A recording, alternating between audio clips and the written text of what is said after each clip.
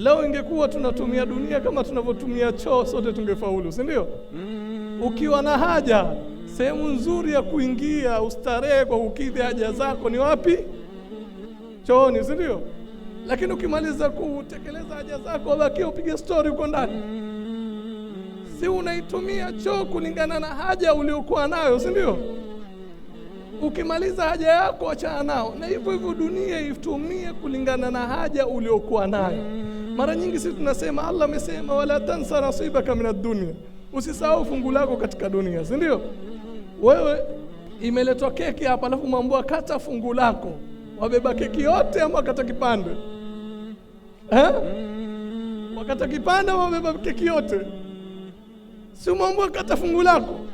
Sasa katika hii dunia mwambua sahau fungu lako, wewe unataka kubeba dunia yote. Ni fungu tu ndio unafaa uchukue, na fungu huwa linakuwa kidogo, unaacha kingi.